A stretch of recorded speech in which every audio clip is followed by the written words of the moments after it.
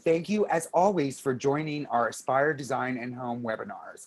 I'm going to turn this over to the very talented and lovely Jill Brooke, who will be moderating today's panel on the intricacies of set design. Thank you so much for joining, and blessed. Well, I'm so excited to be moderating today's show, which will explore some of the design techniques used in the shows that you love. After all, what did we do all this year? We binged on TV shows like Bridgerton, The Undoing, Succession, The Crown, Mank, and we thought about what to watch, and we discussed what to watch, and we also thought about how are we going to redecorate, because the new world and new life is staying at home and thinking about our surroundings. So this is why Aspire Design and Home created the Best Dressed Rooms in TV and Film Awards, which you can still vote on aspiremetro.com. Now, some of the judges are joining us from our award show, and we are so excited to have them with us. So let's welcome them. They're incredibly experienced and informed on techniques that you can use in your home to decorate in styles inspired by the TV series and shows you love. So let's first meet Merle Ginsburg, the legendary fashion journalist who's worked for the New York Times, the New York Post, and now at LA Magazine. Welcome, Merle. And Greetings from Hollywood, everybody. Yay. And then we also have Beth Kushnick. You may know her work. She's an amazing set decorator from many shows, including The Good Wife. And she also has a podcast, and lucky us, is going to be contributing a Shop That Look column for Aspire Design and Home, since set decor is such an important piece of design. Because one thing about the set decorators, they are efficient. In under 5 to 8 weeks, they can create incredible rooms that people love and adore. Because as one very famous decorator said, a room should never feel decorated, it should feel collected. And these experts here have the wisdom to share with you in how to apply techniques for your life. So welcome, ladies. We're so happy to have you here. Let's start with the obvious, all right? Period shows are so popular right now. There's Bridgerton, there's Mank, there's The Crown, you name it, we have so many right now. Our judges obviously nominated, the top trending ones are The Queen's Gambit, Bridgerton, Mank, The Crown, and some people also really like Ratchet. So tell me what you think are the reasons that period films are so popular and why they are resonating so much with viewers around the world. Beth, why don't you start? Sure. I think that the real reason in our COVID shutdown of binge watching is period shows are a complete and utter escape. And I think everyone has started to find a new way of viewing things.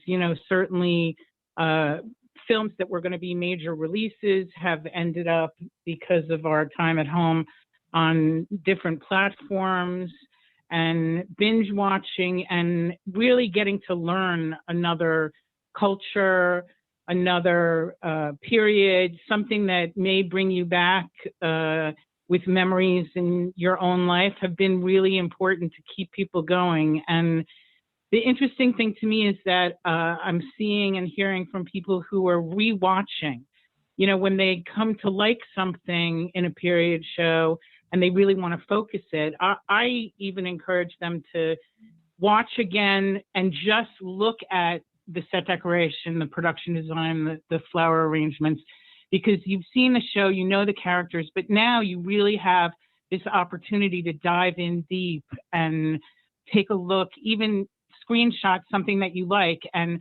sort of put together your own personal design portfolio that you may want to integrate into your own home. I've heard, for instance, that when we interviewed the production designer and set decorator for Bridgerton, that as a result of that show, sales for Regency furniture have soared, have literally jumped 300%. So does that mean that it's because people are now being exposed to a particular decor and thinking, wow, I don't need contemporary all the time. I really like what's on Bridgerton or what's on Ratchet. Do you think that perhaps is what's sparking people to rethink design and incorporate maybe a broader spectrum of what decor they may bring into their home? Absolutely. I think it has a lot to do with starting to really spend so much time in your home that you're seeing things. You know, people who I find as a interior designer for private clients, most of whom work in the film business. I find even those people are thinking and looking and saying, hey, you know, that piece that was handed down to me, I've always liked that. Now I want to repurpose it. I want to move it into a different room. Everyone during COVID are doing multi-use homes, outdoor Right, space, I see what you mean. space.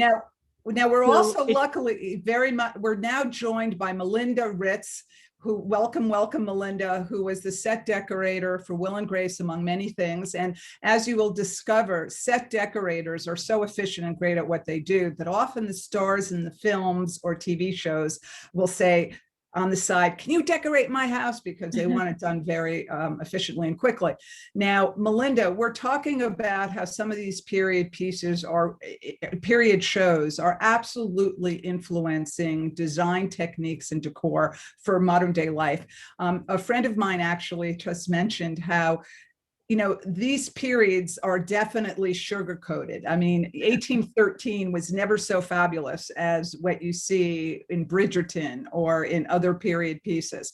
But nonetheless, there are certain design elements, you know, the rosewood, the sculptural chairs, the, you know, vertical wallpapers that certainly, you know, inspire many now who are looking at it with such fresh eyes. How have you seen period films and TV shows, and please cite any ones that you like that you think are going to be influencing design trends? Right. Well, I mean, I strongly believe that Bridgerton is just one of those that has a wonderful blend where the background and then the costumes and everything is so fabulous and so big and extravagant. I think the word of the day is extravagance in television and film production. I think that in film production, you want to inform the audience, you want to give a background for the characters, and so much more now than ever. The production design is also a character in the film, not just the actors who play characters. So there's a lot of information to grab from for the audience, for the audience's benefit. I think one of the keys, though, right now is that it's not, period films are tending not to be so period and authentic, although there are some that are, but there's others that blend trends of today and products of today that could be used in a period production that look period. That's a really good point, because you can compare Downton Abbey, because Julian Fowles wanted everything to be absolutely authentic from that period. And then you have Bridgerton or Ratchet, where they're incorporating and modernizing the perception of what was that period. I think the marvelous Mrs. Maisel did that too. Can you tell our audience some of the details that you have personally witnessed as an eagle eye set decorator, where you see how vintage is sort of being modernized, which makes it so much more relatable, of course, for the audience? Right. I think that now production design set decorators have such a great, first of all, you have to do your research as a set decorator. And even when you're doing your own home, you do have to do your research and figure out what are the products out there on the market? What do they say? What do they mean? when you utilize them, and how do they work with other Can you things? give us an example? Give us a detail, I like a just couch think or a lamp or what? Right. I just think Bridgerton is one of those examples where the background, the sets, not just the costumes and the overall design, but the sets, the wallpapers are easily translatable into today's style, as well as being somewhat period and authentic, even though they might not necessarily have been.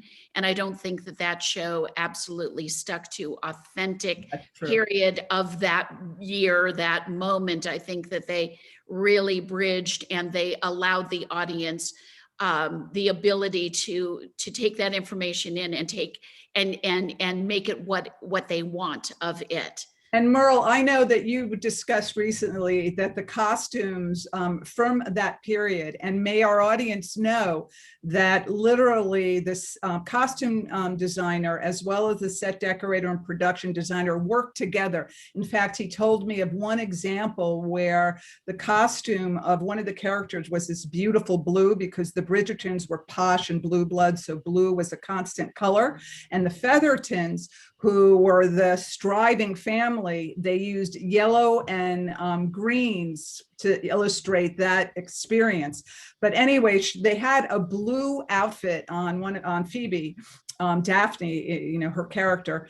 And then he loved the color so much that he had not only painted blues for the flowers and made sure that they matched that costume, but also, the wallpaper, so that it all blended together. Now, Merle, as somebody who has had a front row seat to so many beautiful homes and film sets and clothes, let's talk about how the costumes of Bridgerton have influenced current trends, as well as you told me earlier, actual plates and tea sets and table decor for the spring are going to also be influenced by, a show that was, supposed to be 1813, but suddenly is becoming very 2021. Go ahead, share with us. When you're home all the time, and so what you're seeing is television and your home, right? That's all we're seeing. So the Wall Street Journal ran a great article this weekend about how now people are entertaining a little bit more and having a few friends for dinner parties, that, we want to emulate Bridgerton or Emma. And so the, woman of the house is matching her dress to her napkins and her tablecloth and even her dishes. And in fact, many designers are, some people have started to really see this. And so they're making dresses and home goods. There's a woman in Milan named JJ Martin, who's a fashion journalist, who became a designer, and she makes these fabulous print dresses. And of course, she started making wallpaper, rugs, sheets, and it's like a world of Poochie. It all matches together. But it's interesting with Bridgerton because we've been seeing this fairy tale Victorian thing in fashion for a while. Valentino has been doing puff sleeves. So this Bridgerton really played right into it. And its timing was good. Night, that like Simone Rocha, who's a wonderful British designer, Erdem, another British designer, Rodarte, which is New York, LA. It's all flowers, loves flowers, as we know. Flowers, and also the other details are high collars, poofy sleeves. They may not be giant, but they're definitely what they call poet sleeves with like a, cuff. We should all have dinner parties right now so that we would dress up in Bridgerton outfits, very feminine for the spring. And then we'll have fantastic tables with lots of, floral inspired plates, because certainly the tea sets are that case. But I have a question for you. You look at Succession and you look at The Undoing. Now, we've talked a lot about period pieces, how it's influenced, and that, for instance, for those who are just joining us right now, we are talking about the best dressed rooms in TV and film awards. And we're joined by some of our judges, our esteemed judges, that include Melinda Ritz, who did the set decor for Will and Grace, and Beth Kushnick, who did the set decor for The Good Wife, and Merle Ginsberg, who is a legendary fashion journalist, and how all of these details coalesce to create an experience. And and what TV has done for us this year is transport us to another place we want to live because we couldn't leave, and make us, of course, rethink our design environment and how we want to adapt some of that design decor into our own homes. So let's shift a little bit to like what great contemporary design we saw in TV and film. Beth, I know you were a big fan of The Undoing. What trends did you see in The Undoing that you feel will maybe adapted to, 2021 and that people can, use in their own homes that you would recommend? Especially in The Undoing, I think the mood and the coloring of everything, and again, another reference to blending both the concept of the wardrobe and the set decoration really works. But wallpaper in particular, these vast, large rooms had some beautiful floral wallpaper and some real classic feel to them, like bringing back William Morris and companies that have always had that period look. Now, a lot of that is available at every price point to the consumer. And it's not something that you have to necessarily change your whole environment into, but perhaps you might want to try it in a smaller space, in an entryway or a powder room, or even like on Gurney, one wall. right? In Bridgerton, what was interesting and shows you, which my mother always said, which I always believe is true, when you select something of great taste, it lasts forever and it's ageless.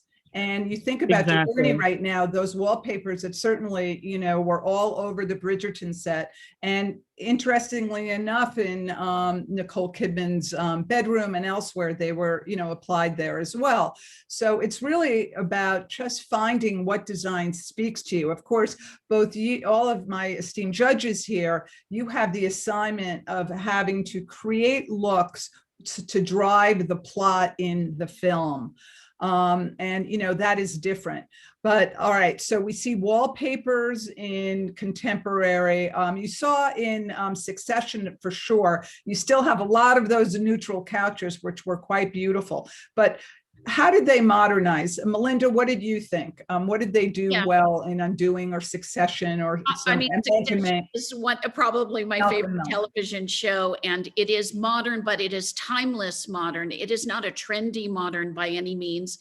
And it's a continuation of what the wealthy set, the jet set, the fabulously wealthy actually end up furnishing their homes with neutral tones, the very best antiquities, connoisseur level accumulations, things that are rare and well appointed and comfortable, but not ostentatious. So I think that as far as contemporary design, Succession wins for being classically modern, timeless, and you could apply anything that you saw in that show to your own home.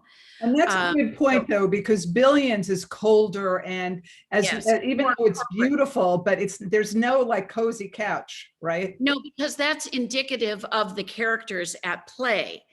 I think that's a little more of a corporate, sterile thing that they determined in production design.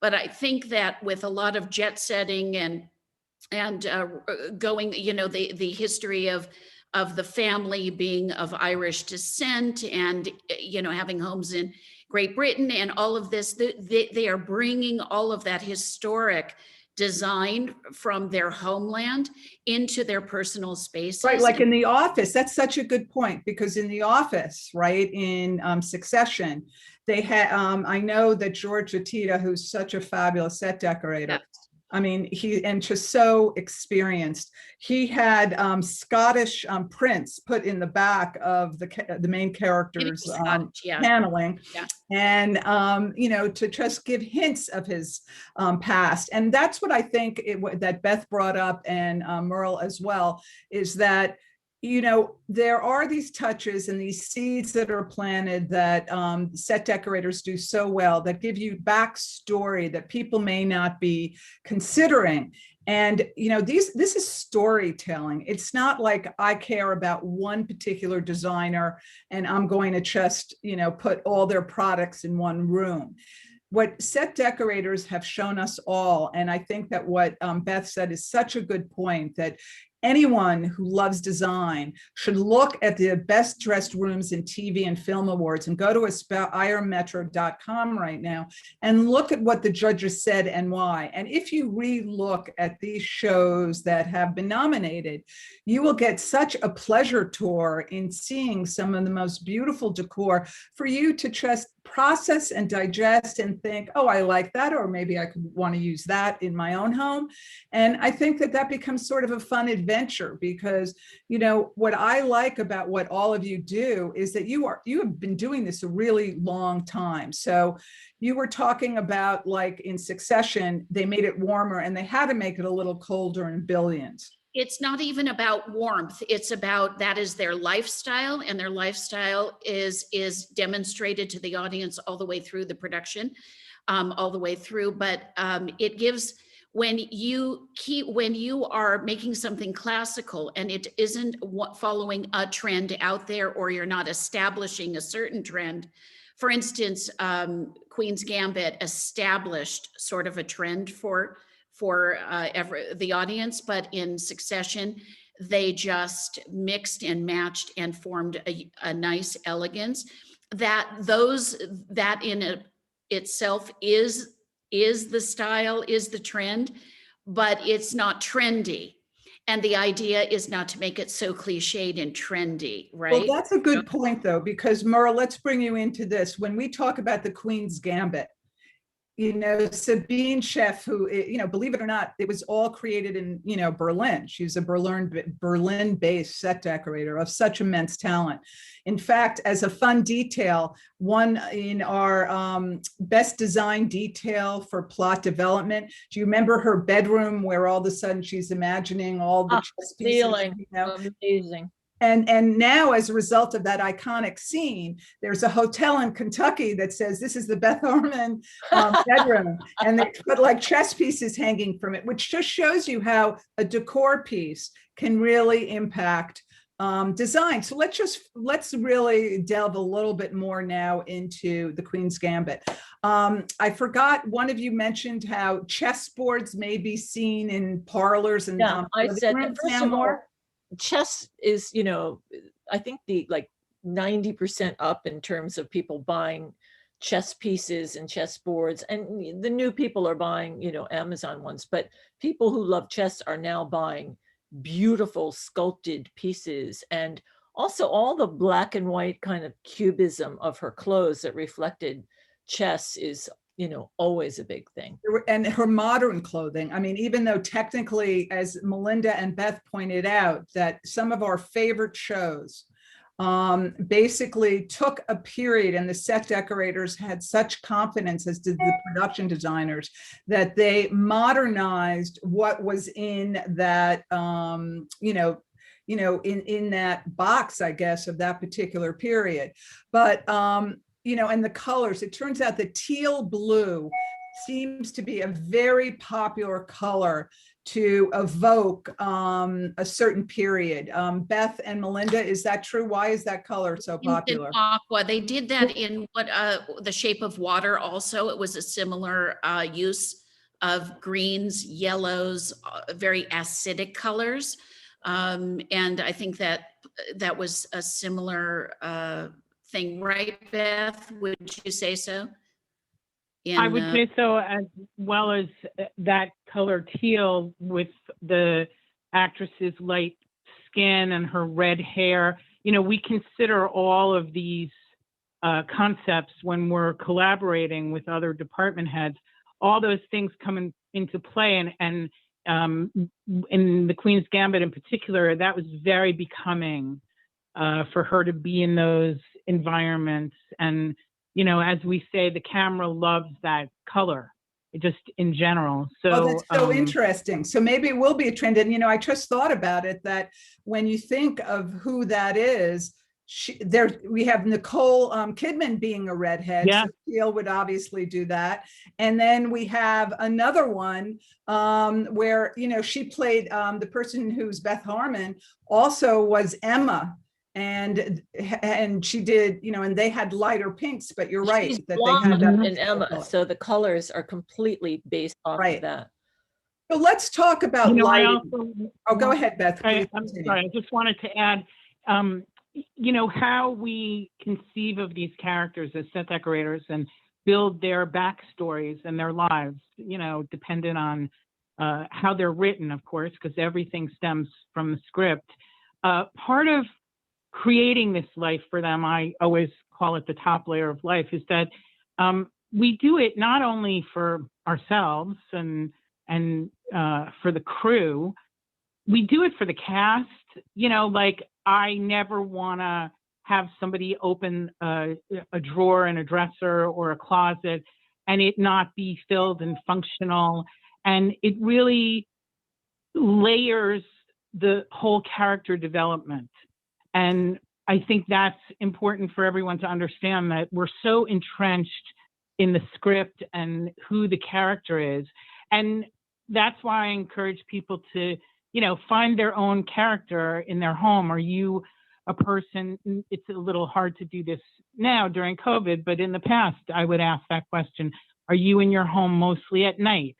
That will flow perfectly to lighting now, because that right. So are you the marvelous Mrs. Maisel, where you want to go to nightclubs all the time, or are you at somebody who just wants to stay home all the time? Now, we just got a question from one of our viewers, which is, ladies, how much does lighting play a role in how set decorators choose products? So let's talk about lighting, because we all need good lighting. So Melinda, why don't you and give detail, like what's important about lighting? Okay, well, there are, in film and television, there are layers of lighting, and the set decorator, and I'm being licked to death by Izzy. The set decorator's job is to bring in practical, beautiful lights, like the lamp that is to the left of Merle in this in her video. Yes. So we bring in all these practical light fixtures. They're table lights, they're ceiling fixtures, wall sconces, and those are lit to form sort of an ambient lighting treatment, and it looks residential or it looks corporate, and we make those selections. But then additionally, the lighting designer comes in, and thank God there is one, and they create more atmospheric lights, and they also key light the actors, so the actors look really great walking through the spaces. So we have at least 3, 5, 6 layers of lighting going on. I know, Melinda, but for our audience right now who's decorating their own home, I just want to know, like, is there any inside tip that you would say, like, should you get bulbs that are pink or white? Should you get over well, I mean, for the period pieces, we know candlelight is fabulous. We should always have lots of candlelight. And I prefer my lighting to look like candlelight. So I like warm, glowy lights. I don't like harsh, So do you buy special bulbs? I'm very old fashioned. I kind of stick to the ones that they're phasing out, Me too. I have all pink 60s and they're going. I don't do pink because I like the furniture to read the true color that it is. And I do not like to put light onto furniture that is contrary to the fabric. So I try to go with a clean, medium, clean white light as best I can, but it also, creates glow on the face and the people who move through. Lots of little lamps around. I have to share something that I read when I was doing the research on Malcolm and Marie. If the Eagle Eyes, who we're encouraging now for anybody who loves design, to please revisit some of the shows you've seen so you can see all the fabulous decor. Because that we would, you see it in a whole new light with so much more appreciation.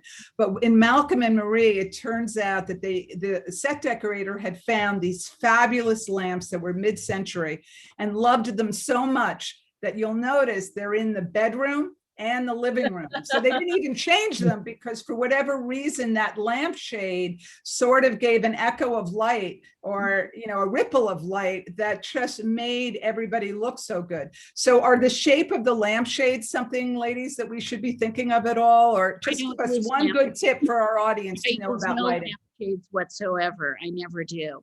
I use a blend of sconces, table lighting, wall light, and ceiling fixtures. But for me, I don't like the shape of a shade, and I find shades to be dated looking. Sorry, Merle, but I don't like shades. So Okay, Beth, before we go on to discuss about art, do you have anything that we can leave the discussion on lighting? Do you want to add one more thing? Yes, I'm a fan of shades. So when I work on a set or on a home, I balance the lighting with different toned shades. And I think that, again, for our audience, those can be found really at any price point. Sometimes you can walk into a custom lampshade store and find something that someone ordered and decided not to pick up or use. Sometimes decorators do that, and what's left behind are incredibly magnificent silk shades. I always feel that's a place to spend money, but there are so many places when you think about it in your own home, a bookcase or places where you don't necessarily think I'm going to put a small little lighting piece in here, but that's what starts to build these layers of light and gives you a lot of options. At night you can keep one on or light up the whole room. In my opinion, anything but incandescent light bulbs have ruined all decor everywhere. So I am a hoarder of the old incandescent light bulbs, and What are we would do use without those them? everywhere. How are we? I mean, it's All right, so wait, ladies, let's move to one other topic, all right? And we're just going to review right now because we want to go through so many different places so that this way our audience can learn so much about decor. Now, somebody has just asked, why has it taken the pandemic for us to finally pay proper tribute to all these important areas of movie and TV and all the details that go into set decor, and finally appreciating just the masters at what they do? Melinda, why don't you first answer that question? Well, I think I think we, as a culture, we love film. We just love it. We can't get enough of it.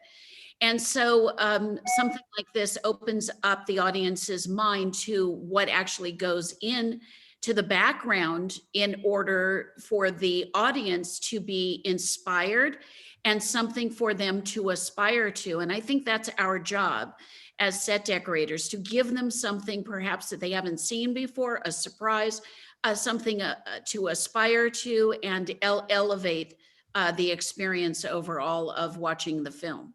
Well, Beth, I know that you had once told me that after you, after people started really binging on The Good Wife, that you got more requests about the paint color in the main character's room. So I did.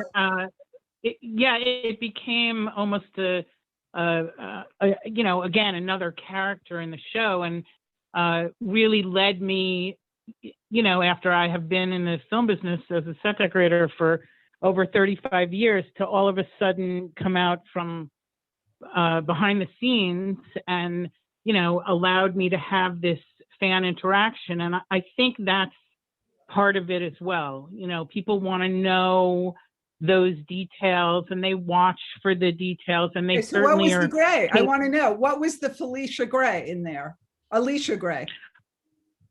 Was it a Benjamin Moore? Benjamin Moore beach glass. So Benjamin Moore beach glass was the color there. Which is still made. And teal right now, I think, is going to be, the color temperaments for sure are, really important. And it also is what matches you. Like, I thought that what Melinda and Merle also brought up, which is really interesting and the audience should always consider, is that what's your own coloring? Because the idea is, and I've always believed this, and part of the reason I love writing about design and home is because there are very few things we can control in our lives, but one of them, all right, is how you decorate your own internal space, how you decorate your home. So make good choices and do a little homework so you make the right choices, and listen to Aspire Design and Home magazine and other places and experts on these tips so that you start thinking differently, and that will expand your knowledge so you make more informed decisions. And one of them— And vote for the Aspire Awards. You know, today is the day that we, Motion Picture Academy members, vote for the Academy Awards, which are coming up on Sunday. But here, Jill, you have created this moment and this scenario where all these fans have an opportunity to, you know, have their input by voting. It's really amazing. Well, weigh in on what they liked because what they saw. But I also think that, you know, as I say, nature has pressed the pause button with COVID right now, and we've slowed down to appreciate all the beauty around us. And even many husbands who have rarely been home, or working women who haven't been home, are really reassessing their environments and how important it is and how it's such a source of joy. So I want to go back to what we talked about, and then we're going to go into how art, like the art around you. But let's first talk about color and how it should match your, first of all, what Beth, you said about what your lifestyle is. So what energizes you? Like some people want to be energized in a room and somebody wants, you know, feel more calm.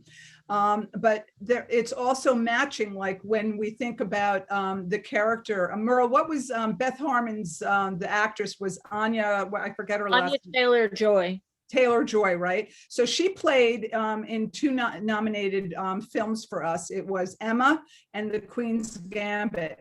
She had the red hair, so maybe that's part of the reason you see a lot of that teal. And then, you know, we see it also with Nicole Kidman, and she had the reddish hair. So figure out colors that really match you. Like for instance, in One Night in Miami, which was one of the nominations for, you know, shows that evoke nostalgia, and also, you know, best use of small spaces. You know, Regina King, who was the director, really thought of the environment and what her characters looked like, and had a lot of oranges and greens because that really complemented her actors. So I think that's a tip we can certainly learn from you great set decorators, in not thinking just, oh, I saw that room and I love it, but what speaks to me, and also what will make me look good when I'm in it. So moving forward. Yeah, you want to have your glow in your own home. Absolutely. And the other thing about it is that whether it's wallpaper or especially with paint, you know, the two aspects that you can take home now are these oversized paint samples. So, you know, you're training your eye as you're doing all of this, but you're using something now, this asset from being able to literally peel and paste up large size paint swatches. And I always recommend that everyone put them in all different areas of the room. The one that gets the wall that gets the most light, the wall that gets the least light.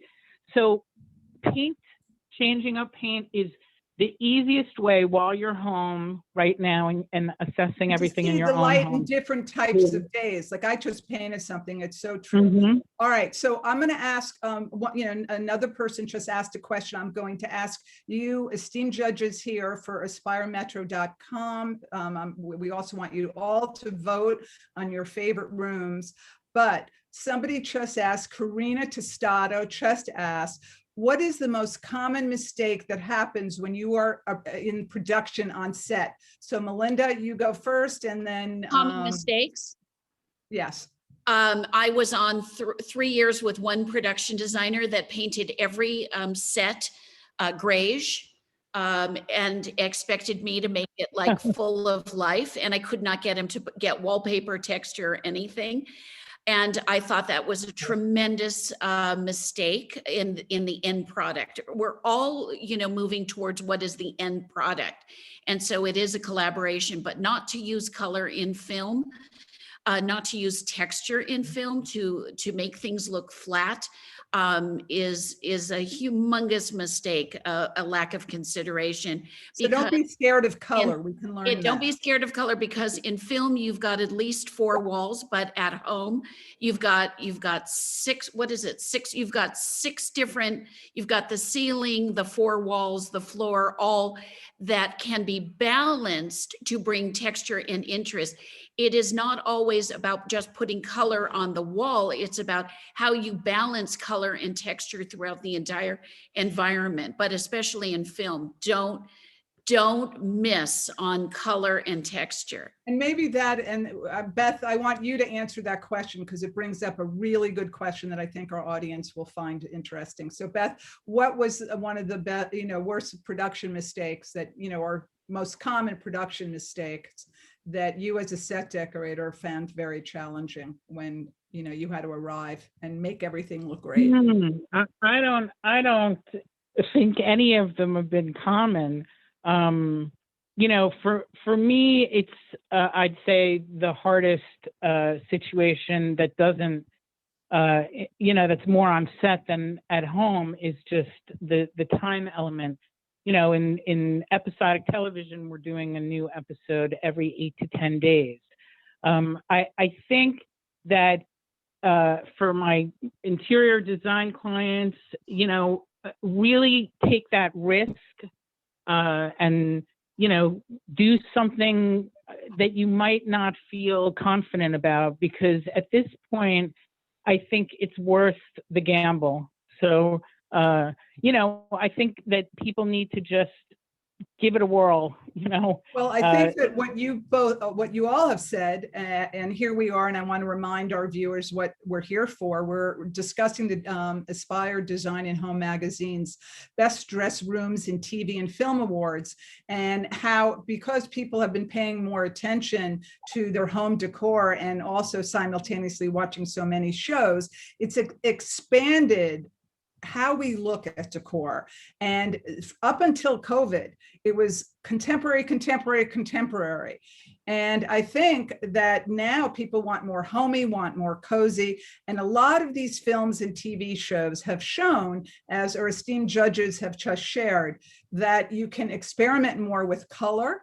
Even mint green, which you saw in Ratched, and you actually saw in The Marvelous Mrs. Maisel. You saw incredible yellows in Bridgerton, in The Undoing, and even, what other one did you see teal in? Or in Queen's Gambit, you saw teal. These are real colors. In Succession, most of the time, as well as with Billions, you still showed the contemporary, but it wasn't necessarily, it didn't have much courage. It didn't, like, as I say, color outside the lines. But and even with Mank, you saw black and white. Right. You saw how Malcolm beautiful and Marie, black right. and white was. But then you saw the importance of lighting. And what they did, which Melinda just invoked before, is when you are decorating and trying to transcend what you saw or felt in a show, take it to your own home. The way that you can do that is texture. Now, we still have to talk about 2 things. So in our remaining time, let's talk about art. All right. What can we learn about art in rooms through all these TV shows that we've seen? Melinda, what's important? Like, how do you guys manage art on the set? Okay, practically the way we manage it is we have to be in charge of accumulating all of the art, artifacts, sculpture, everything that goes into the set or gets hung on. The forks, you do everything from the forks. That is when we're setting, the dinner table. It used to be the prop guy used to come up with the dishware, but it was so horrible. They didn't know what they were doing. So then the set decorators basically took that back.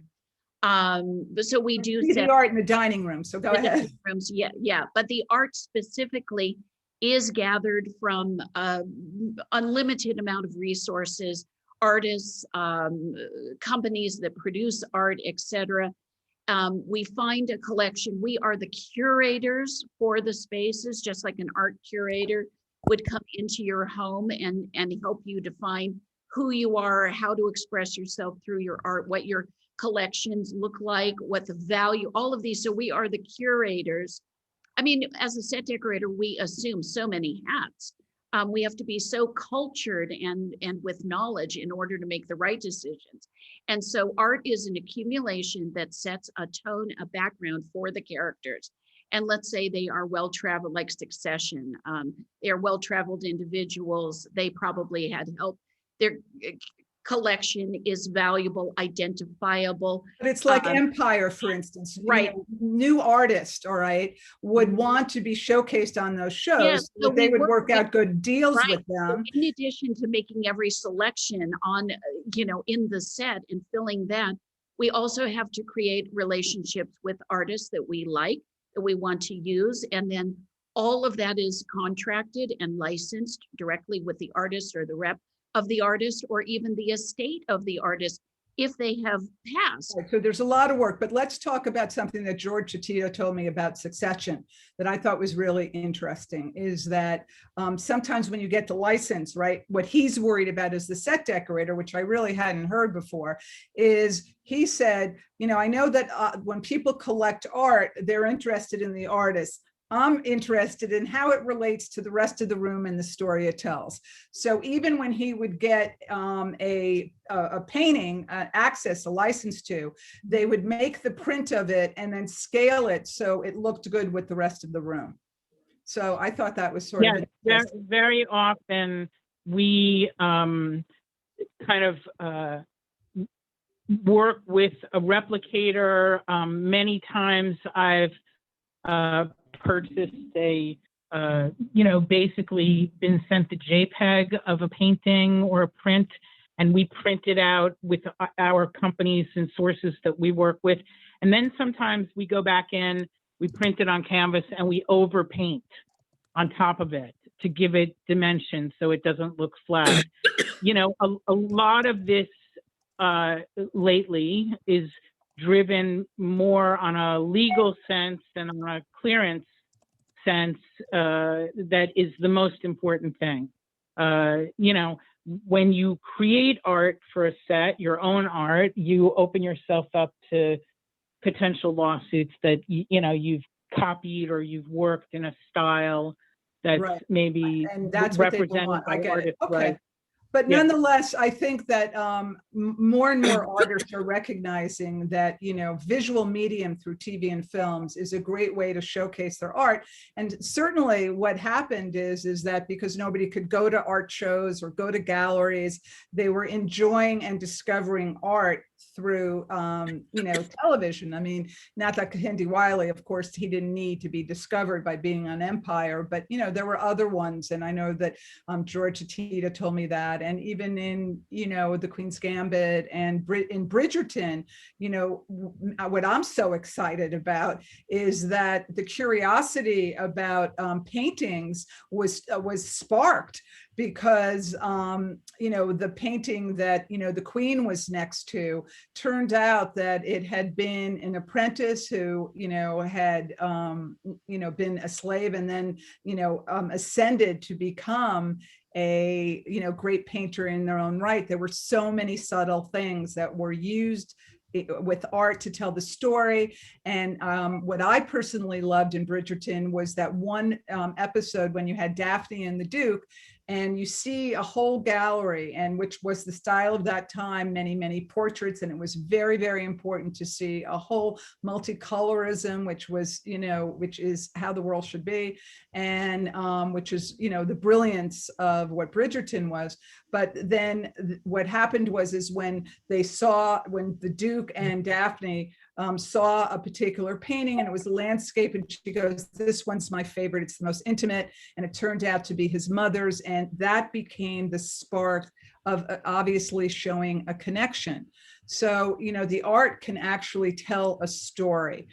Before we get to dining, Melinda, how can art tell a story? I mean, I you know, just- certainly in you know, Bridgerton, it told I know about you're leading me possibility. into answering this, but I do want to tell the audience a very unique and weird story.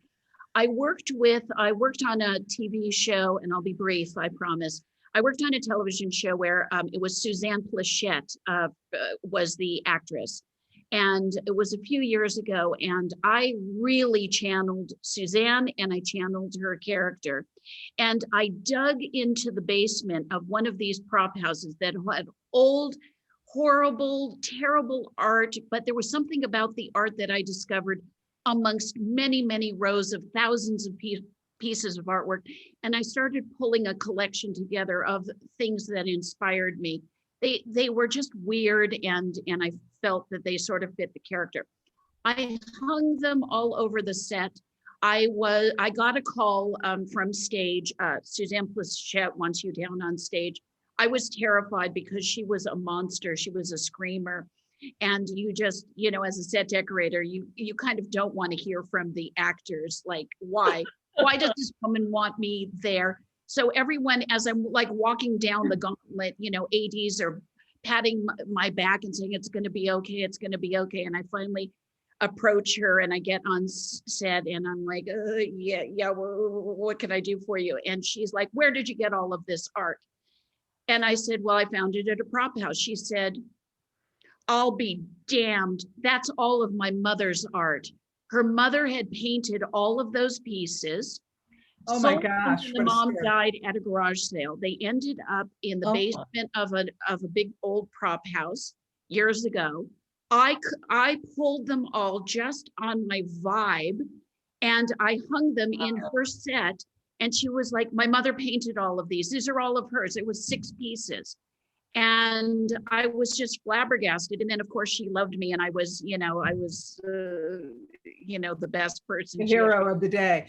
Yeah. But you know, we only have 10 more minutes. So I want to I love that story, but these are the personal stories that shows that you're doing your job well, because there was something intuitive, which I think design is. And Merle, we've talked about that all the time, about great design in tablescape or clothing. It's intuitive, and you add that little flourish and, you know, it means everything. Let's just talk, we're going to go from art, like as we discussed in Bridgerton or in Empire, we showed possibility. We expanded the range of artists that have finally been included, because, you know, just like there weren't only male philosophers, there turned out to be female philosophers too. It's just about the spotlight being put on all these talents, which clearly is happening right now. So as a recap, before we, you know, go to the next segment, what we really are saying here is that all these TV shows, especially the period ones, have expanded the definition of what can be popular and what can be joyful in your home.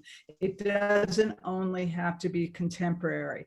Many of the period set decorators rewinded the tape to that period, but modernized it so it's more colorful, it's more floral. It had different types of silks and wallpapers, and wallpaper also obviously is going to be far more popular than what it was and trending. So now we're going to talk about the dining room and kitchen, and then we're going to end with gardens and floral. Now, Beth, I love what you told me about the crown, in how when you voted for the crown, you pointed out that there was a scene with Margaret Thatcher when they were looking for her son, and she's serving and cooking spaghetti on a round table versus the big rectangular table that immediately gives a visual cue of distance between characters. And then you also pointed out that when the Queen was actually talking to her sister, who is played so wonderfully by Helene Bonham Carter, that was the only time you saw them close. So here was a perfect example of using decor to tell a story. What would you say are some of, and people also commented in the voting on the marvelous Mrs. Meisel's colorful kitchen cabinets, which we haven't seen pre-COVID. So tell us, ladies, and Merle, jump in anywhere you want. What trends now, when we hear all these stories that our readers and fans have been telling us, what does that say for the future of design? Let's start with you, Beth. Let's start with you. Yes, another issue that set decorators have to really keep in their mind is, you know, what the camera sees, what the camera angles are, and how something is literally shot. So that's why you see a lot of oval and a lot of round tables in dining rooms, because the camera can easily or more easily move around the shape of the table. I think in terms of trends that it has a lot to do with people's comfort at home and spaces that are working for multi-use.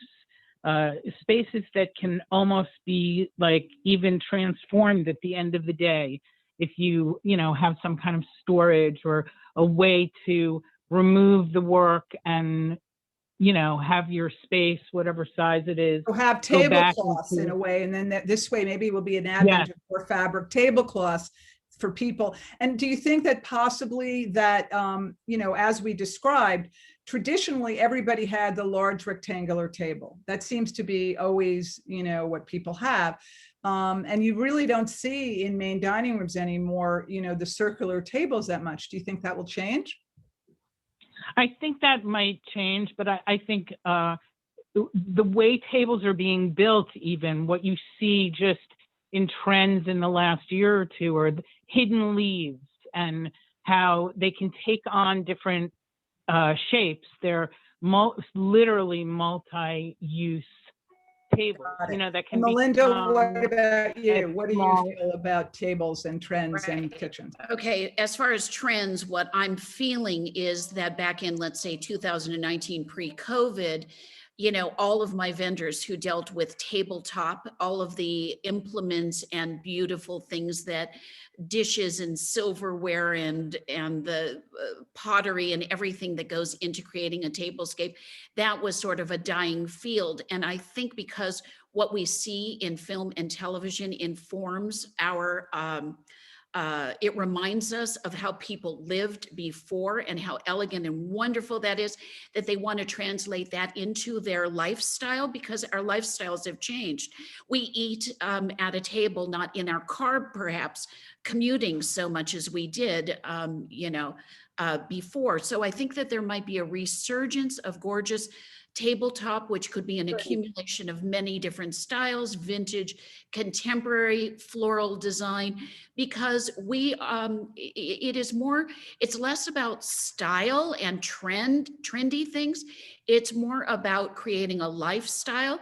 And when you have children or family around you, you are also creating, you're creating oh, what is that word, where it's passed down through generations. You're creating moments that people remember. And I think with all of these, You're actually creating traditions to You're pass creating on. And I think that's really important. too. traditions.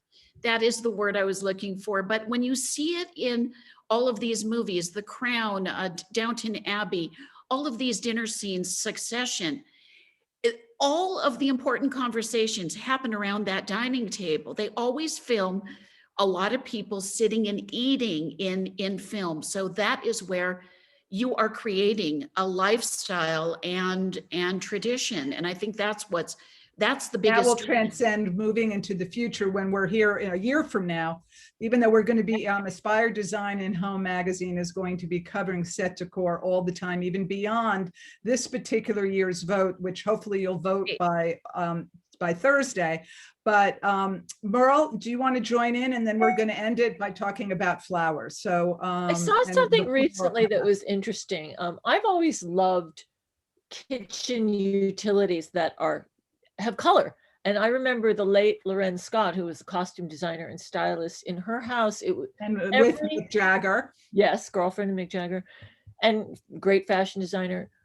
Every fixture, you know, was avocado green. Like, where do you find an avocado green Viking oven or refrigerator? And I was so blown away by that. But I also saw a picture recently of a tall, white, very functional refrigerator that had paint splashes, like a dripping rainbow coming down. And I thought, now that we're home so much and who knows what's going to happen in the future, everybody wants something more personal, more fun, more artistic, and colorful.